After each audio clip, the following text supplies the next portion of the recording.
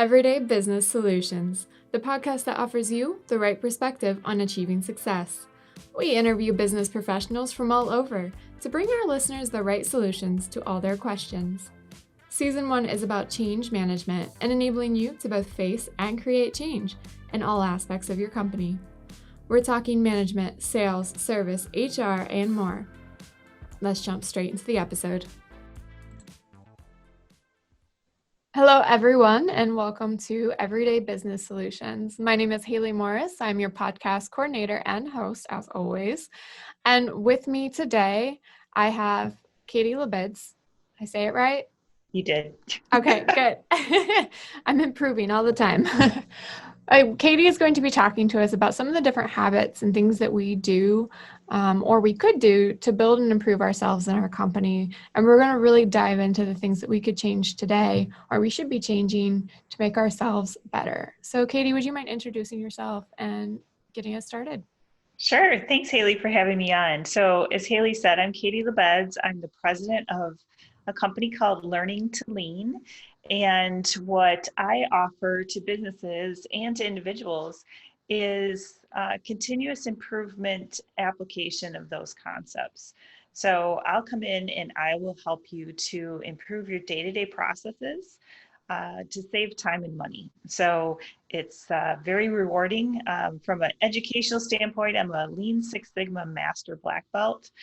So that just tells you that I have the ability to apply what I've learned. So.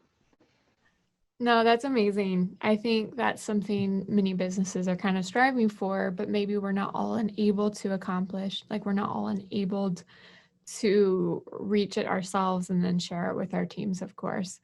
Right. So that being said, what are some things when you come into a business that you see them doing, some habits that they've ingrained or processes that they've done that maybe are hindering them when it comes to their efficiency and their effectiveness?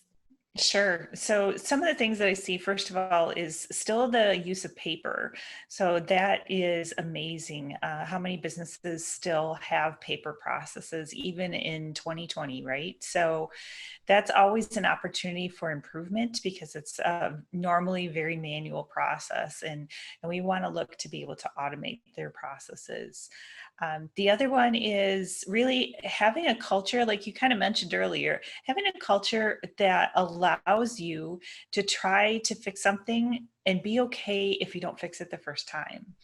I think we're all set up for, I'm going to do this and I'm going to do it right. And it's going to be fantastic the first time that I apply it. And that's not realistic.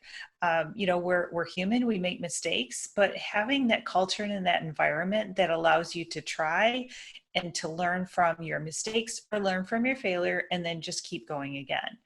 Many companies, first of all, don't encourage people to try new things. Or chastise them if they have it wrong, right? And that kind of dampens that ability. Yeah, so I would certainly agree. One of the things that, when I came into my business that I liked was we sought the entrepreneurial mindset and everybody we hired, which not everybody can be an entrepreneur, especially when you're coming into an existing business. But our thought was behind it, not so much that we want them to build a new business within our business, but that we wanted them to come with new ideas, the ability to constantly evolve and grow. We encourage that with our process and things. We always ask for feedback. We do a company meeting every month and everybody's invited to speak up. And whether that's what we're doing well, improvements, things they want to see, or just giving shout outs to the people who are just doing stellar things right now. Right. So it does a lot for the company culture, which in return helps the business grow and just makes it a place where you have, high retention, high engagement, and free-flowing thoughts and ideas, which, diversity of thoughts and ideas is what builds strength within a company. Absolutely. And it starts from the top, right? So it starts from your management team or, your leaders in your organization and whether or not, they are speaking the language. So in my case, I train the leaders of companies to speak the language of continuous improvement and understand those concepts at a high level. And then having them encourage people to be able to follow those concepts or apply those concepts. And again, we call the cycle plan, do, check, act. So you work on determining what your problem is or what you're trying to solve. You try to fix it, and then you check and see if that worked or not. And then you go from there. So the act step is you either are going to implement that new change or you're going to start all over and start again and say, maybe I didn't really understand that problem well enough. And another thing with the leadership team, not only understanding and knowing that, but like you just mentioned, celebrating the wins, right? Shout outs, recognition, but it's recognition in the manner in which your team members and your company appreciate. So my background's also in IT, and I can tell you there's not a lot of IT people that like shout outs in and anything that has to do with attention given to them in a social or business type setting. So they are not the group that, wants to have anything like that normally, anything like that happen. So you really have to understand the team members and what they appreciate.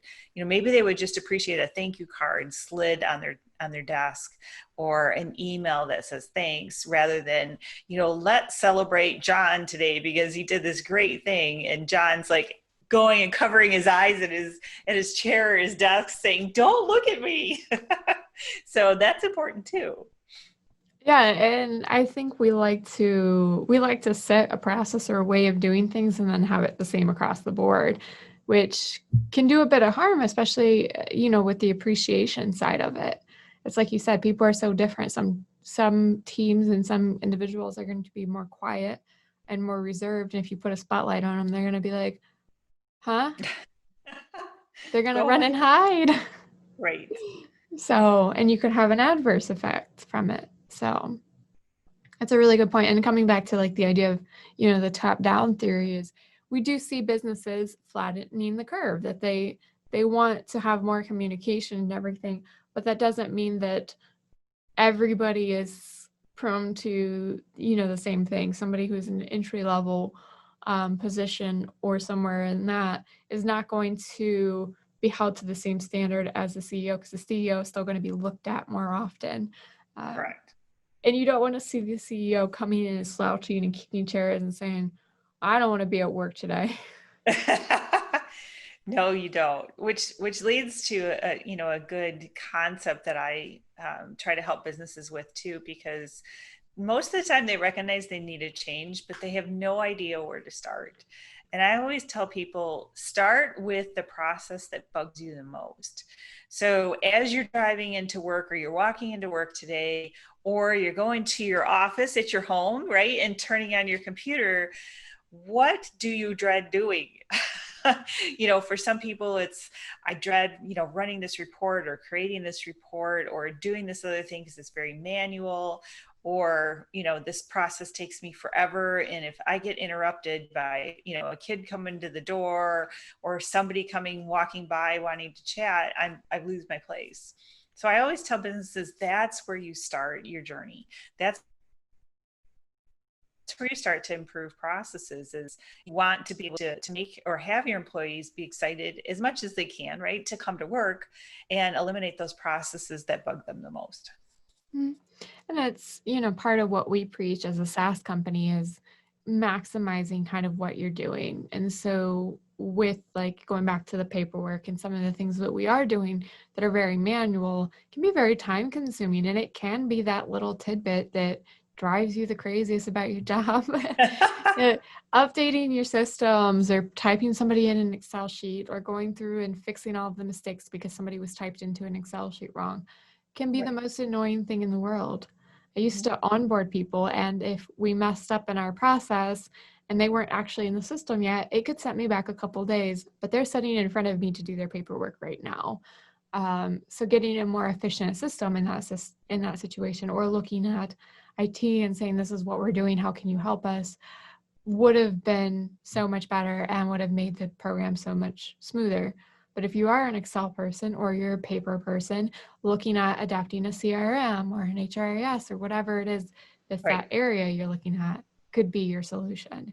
So Correct. And I think most people, as you mentioned, HR and doing onboarding or IT, right? Most people don't believe that they should start their continuous improvement journey in a service center. So IT, finance, HR, legal, et cetera. People just think, oh, that's for manufacturing. And it's actually my specialty to be able to go in and say, you know what? It's not about manufacturing. That one's easy, right? Because you can walk through a manufacturing area and actually see the improvements. If you made an improvement in HR or in IT, right, you can't necessarily see it right away. If you're onboarding a new hire, right, they have no idea what's going on in the background, and it's no fault of their own. They're not supposed to. You're supposed to make it all look like magic. So improving that process behind the scenes is more important. And I think from a financial standpoint, I think you get more return on investment by doing it actually in the office. It's just not as easy to see. it's the unconscious spending you're doing in a business. You're putting money into it, but sometimes it's not tracked as well, or you can't like see that return on investment as easily. You don't realize that the money you put into HR has its own return. You don't know how to measure it. So Correct. you can't measure it as easily. You assume that you should just let that process just let sleeping dogs sleep, don't touch it.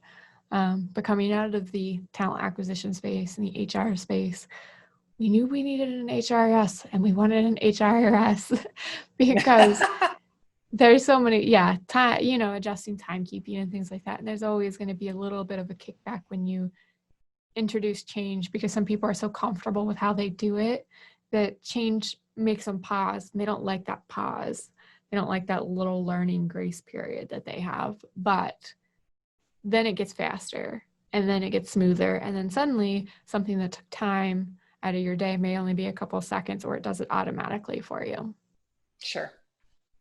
So that's really cool. I mean, we try to do it with the systems we introduce, especially with like a CRM and things like that. We do an auto dialer, which is like the king of taking out the manual work.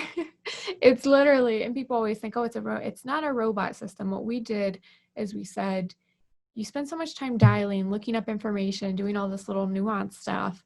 And if you put it in the system, it pulls up their thing. It's easy to make a calling campaign, and then that person's contact information, your notes on them, and all that stuff is right in front of you, and it dials for you. So you're not typing in things. You can set it to drop in a voicemail if you want to, or you can leave it yourself. And it cuts back on all this time that you spend in between a call when you're probably in sales for a reason. You want to talk to people. Sure. So it gets you on the phone with more people. And if you're not connecting with people, it takes out that lag time that you spend just being like, oh, well, I dropped that one. No, it's Right. it's the now what, and it's the refreshing part of actually getting to do your job. Sure. And also not just, the time it takes for you to put those keys in, but how many times do you make a mistake? Mm, Right. So that has a lot to do with it also. Eliminating the possibility for mistake. It's also called mistake proofing, right? mhm. So how can we make a process so that people can't make a mistake, or we bring that down to a very minute percentage that can make a mistake? But doing an auto dialer is exactly that, right? So Mhm. it saves you time, and then it also prevents you from fat figuring something. Yeah, so when you meant to call George and you accidentally get a hold of McDonald's, you're a little embarrassed. Right. And you just spent A all little this time bit. calling McDonald's. You Yes. know. Yeah, I go ahead and take a Big Mac, but I gotta go. I gotta talk to George still. That's right. I'll get back to you later. Yeah. Yeah. Oh, you have what special? Like so yeah, it's like you said, and with the talent acquisition, I went from two very different positions where we were literally just having people in folders, and then you would take them out of the one folder and you would drop them into your personal folder to say, hey, I took them, I claimed them, I'm calling them and following up. And if somebody forgot to do that, like our coworker, she was very fast and efficient. It was the most common thing she forgot because it was such a little nuance thing at the beginning of the process. And she would print all of the applications off and forget to move them. And then you're calling people and they're like, I just had an interview 2 hours ago. It's embarrassing, but it It is. also it comes off as unprofessional. It slows you down. You spent time like I'd be looking over applications I didn't need to look over because they've already gone through the process. And then it's particularly awkward if they got declined. Oh dear. Yeah, which Absolutely. fortunately I think didn't happen to me, but I think happens to somebody else. So, you know, it is more professional. It saves the time, and then it takes out some of that human error that doesn't need to be there. We like the little speed bumps of when you're talking in human conversation. We like the little nuances. It makes you feel strong. Like, yeah, I have those too, but you don't like them when it's in the process. True. Very true. Yeah. But it's not just in work, right? What we do in our own lives and what we do from start to finish of our day also affects that. So the little nuances of our behavior when we walk into an office or when we go home at the end of the day can affect, who we are and how we operate as well, right? Absolutely. So the way that I like to teach or to explain these concepts to people is ask how they can or show how they can apply these at home first. So a couple of the examples that I have is, one concept is called 5S, and it stands for sort, set in order, shine, standardize, and sustain, which means creating a work environment that's clean, efficient, and following that guideline. And a lot of people are like, oh, I'm just not organized. I can't do this. And I always ask them, do you have a utensil drawer organizer at home? The one that has the slot, forks, the spoons, and the knives? And 99% of the time, everybody says yes. The other percent use plasticware or chopsticks or something. So, I asked them, do they use that? And they said, yes. They said, you're already doing that concept at home, because do you put the forks with the spoons? Of course not, right? You keep them all separated and you put them back the exact same way every time. And, those things are, important to us at home to keep us nice and organized, but then you can also learn how to apply it at work. The other one that I like to share with people is there are a lot of people that lose their keys. There's always somebody in the group, right? And hopefully it's not you, Haley. No. And what I tell people is, if you have a problem losing your keys, get a small carabiner and then just clip it to your purse or your pants or whatever it is. And then you're not going to lose your keys. So every day when I worked in corporate America, I'd come into my office, I had my keys clipped to my purse, and I put that in the overhead. And even if somebody had to go get my vehicle for whatever reason, they always knew where my keys were. And then if we go to some event or something like that, and you don't want to be bothered with, stuffing your keys in your pocket or wondering where they are, even my husband uses it. We clip it to our belt loop, and, your hands free, right? Your keys are right there. It's simple things like that. They don't have to be monumental tasks or rocket scientists to make your life better. The key thing makes me laugh because I worked at a restaurant for 2 years and my manager was notorious for losing her keys. Like every shift, pretty much, they were gone. So I got her one of those little like tracker tags that you can put on it and Oh sync to your yeah. phone. So she found a new way around that. Of course, she lost her phone. Oh my. And it wasn't like it was within the vicinity, this really short vicinity of behind one of the counters. We had the bar counter and our main counter for the restaurant. So it was always somewhere in all of that chaos. But without a doubt, she could lose it. I was like, she had an iPhone. I was like, you need an Apple Watch so you can ping your phone to get to your phone to get to your keys. And you need to wear it too. Yeah. Yeah. Yeah. Don't ever take it off. If you're going to charge it, just put the little charger thing against your. It was the funniest thing, but it takes me back a little bit because there was 2 years of lost keys, and I got it for her towards the end. I was like, and she was like, "Oh, it's magic." So Right. And it's like I said, it's simple things. We have horses, and all of our horse feed we measure it out for a month. They're all in little Gladware containers and they all have names on them. So if something happened and we weren't home, we could call our neighbor down the street and she could come over and feed them because it has exactly all the information on there. Is it hard? No. Is it better than scooping out grain every single day? Yes. Because we don't have to worry about it. We do it all once a month and then it's done. And it makes our process for taking care of them more efficient. Yeah, that's a good point. We had horses, but they got their hay and yeah, everything was just they all got the same stuff, so they were super easy. um, we also had enough like people who lived in the house that not everybody was ever gone at the same time. Uh, but no, it's a good point because it's not something I would think of like with my dog, for example. She eats that. I have a little container for her, but if I know we're going to be gone for a while, I might pack just like the right amount of food for that evening. Like if I take her up to my friend's cottage, it's 2 bags then because of course she has 2 meals. And the only downside is just figuring out how to keep my friend's dog from eating the dog food at the same time. There you go. But you can apply things like that too for all of the services that are out there for like a subscribe and save, right? Mhm. So that's another way to make sure you don't run out of dog food or cat litter or medicine, even medicine now, right? You can get your prescriptions and they can be on auto refill, and so that every month or whatever it is, you don't have to worry like, oh my gosh, I have 1 pill left, what am I going to do? So it's things like that. So how could you do that in your office too? There's a concept called vendor managed inventory, where you can have Office Max or Staples come in and they manage your office supplies, right? So that's very common. And so that you don't have somebody doing that from your staff that could be doing something more value added instead of going through and counting how many pens that you have in there. Office Max or Staples or whoever it is can come and manage it for you. It saves money because I know people are sometimes afraid of like that cost of that service that you pay for. And Correct. they're like, well, I already have the employee.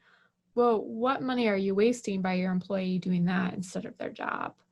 Right. So, And understanding the fully burdened rate for someone. And the fully burdened rate for somebody is, it's a factor of how much they get paid every year, but it's also a factor of insurance and it's a factor of the building. So regardless right now of whether or not we're actually in a physical building for your office, like we typically have been, there you go. That still takes into account what your fully burdened rate is and understanding what that is for your folks. So, sometimes you can do that kind of an average of that for a group of people so that, if you save 1 hour, that it's $50, that you've saved $50 and it adds up really quick. So, with some of my engagements that I've had with some customers in my life experience, right, we were saving millions of dollars every year. And if you have even if you have a group of 200 people, it's like 67 cents a day. It's not very much. I sound like a commercial, for some charity, but it really is not very much every day. And if you think, gosh, if I could just save, less than $1 a day, that adds up with a group of, 200 people or 50 people or even one person, right? I'd love to have, cash in my pocket rather than having to pay out bills. So. yeah, and it comes back to a lot of these things have the side effect of maybe people enjoy their job better because they're not doing that. They are focusing on what they want to focus on, or, maybe you don't have to push somebody into overtime for that week because they were able to get their job done on time. Right. And just like the mental health aspect of it, when people are relaxed and they're content, they tend to be a lot more productive. I know sometimes like there's, we have the down and grind type mentality in the States. But some places they're very much like, yeah, take a big lunch and, casually talk. We even have some of those are, around like every city. There's maybe 1 or 2 businesses where their mode is a little more playful because it fits the business model and it makes people happy. But the productivity is still up there. And they're still Right. really doing well. In fact, they're probably doing better just because when they sit down to work, they get it done fast. Like it doesn't feel like a burden. So Right. And there's a fantastic book. There's actually a company in Michigan that follows that model and they wrote the book Joy Inc. And if you want to read that book, it's fantastic because it really talks about that. They have a relaxed environment, and you can bring your animal to work, which that would be fantastic, right? Very much. And just the way that they manage themselves, and it's very relaxed atmosphere, and now they've had to obviously adjust, but that's absolutely possible. I think it's fear of the unknown. And the other slogan that I always listen for is, that's the way we've always done it. And so if somebody says that, that's a huge opportunity for improvement, right? So, in many businesses, they have been operating, you come to work, you sit at your desk, you're there for 8 hours, you're there. I worked for a company before that we started at 7:30 in the morning, and the manager would walk by at 7:30 in the morning to make sure we were sitting at our desk. That's old school mentality. We can't continue to grow as a culture, as an organization, as businesses, if we continue the 1950s mentality. And it's so important to be able to embrace change and look at, how can we make things better? Because the way we've always done it is not going to work as we move forward. And I think too, we have a time clock, and it's around this idea that people put their hours in when they're done. And nobody is really like looking and checking in specifically every single day to make sure you got here right at time. And you know what? Most people start early.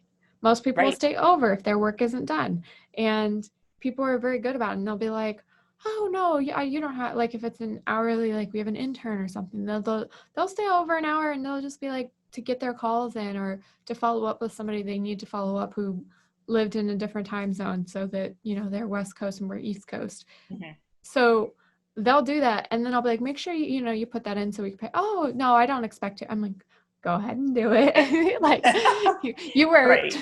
Right. But it's always the things that you're like, oh, if I don't check, they're not going to show up, or they're not going to show up on time. But actually the opposite in most cases tends to be true, where no, they're actually going to be on time, or they're going to be early, and they're going to be ready for work. And yeah, maybe they spend 10 minutes talking with coffee in their hand to somebody at some point during the day, but they sit down and then they get a lot more work done, and they're happy, and they get on the phone with somebody and they're happy on the phone with somebody. Right. And that customer buys because they just like talking to the sales rep more than, they needed the product, but they liked the sales rep. So Absolutely.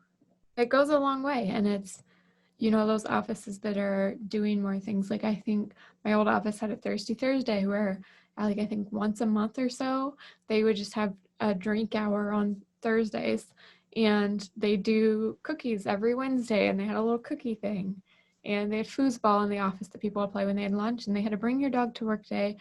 I think was supposed to be annually, but happened definitely like twice annually at least. And everybody just, a lot of people brought their dogs. And the dogs would be just chilling around the office. Or there'd be a little powwow of dogs and people petting dogs at some point during the day. I was very keen on figuring out when that was. Uh, so Right. It is they, creating that culture.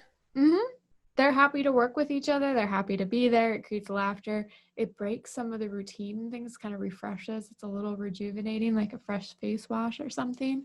So it's those kind of improvements to how we've done things traditionally, and you look at, okay, it doesn't seem like it would create more efficiency because you're not working the entire time now, or you're maybe introducing play in an environment that's not supposed to be play, like for play, like this isn't a daycare, but it helps people mentally rejuvenate, or there's all these benefits that maybe you can't calculate on the surface, True. such as the increased morale increases engagement with the customers, which makes more people willing to buy and commit and stay loyal longer, things like that. Absolutely. So, all right, well, we have talked about, the ways that businesses can improve and the ways that individuals can improve their day, by the little things, and just kind of looking at those processes. And really it starts with, like you said, the things that drive you crazy the most about, with a little nuance of entering in all that data, or counting pens when you're hired to do other stuff, things like that.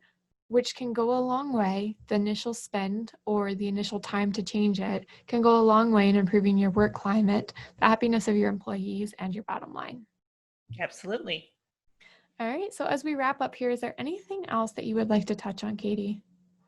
I think it's just all creating that environment like we spoke about before of people willing to change. I always teach people also when people are coming to you and saying, oh, we have this problem or we have this situation, you want to ask them what problem they're trying to solve and what data they have to support it, because data is king, right? And we need to be able to first truly understand your problem. So the thing that's bugging me, and I go in and explain it to somebody, but really try to tell them what problem you're trying to solve and what data you have to support that. Mm-hmm. And something that we do here too as well, and that we encourage is when you come with a problem, come with a couple ideas with it. So not just like supporting that it exists, but coming and saying, what if we did this? And it's a natural thing employees do, even if we haven't outright stated it to them or trained them on how to do that. Somebody, if we're at company meeting, for example, and bottlenecks come up, and almost always they'll talk about what's going on, how often they've seen it. And they'll be like, maybe if we did something like this, and then it gets the conversation started.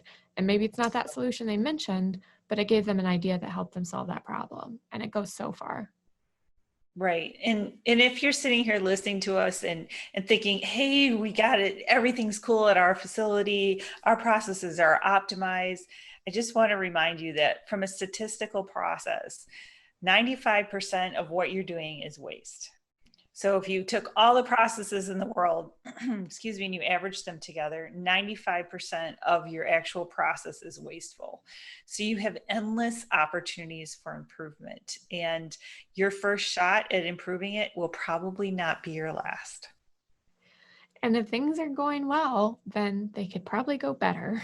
That's right. So we thought we were doing pretty good, and then COVID hit. And I mean, we're still doing really good, but we realized there was more we could be doing to make it even better, that we had all of this opportunity for growth that we weren't even looking at. And it was like, oh, you can do better, but you can do great. Like Right. you're doing good, you can be great. So you can be greater. Perfect. No, I think this is great. And I thank you, Katie, for coming on and joining us. This has been a really great episode, and I can't wait to share it with our listeners. And as a reminder for everybody, with this episode is a blog post. So we'll transcribe everything you've just heard so you can look back and follow through. I'll also provide any information Katie wishes to share in regards to Learning to Lean, her company, and where you can find her and her information.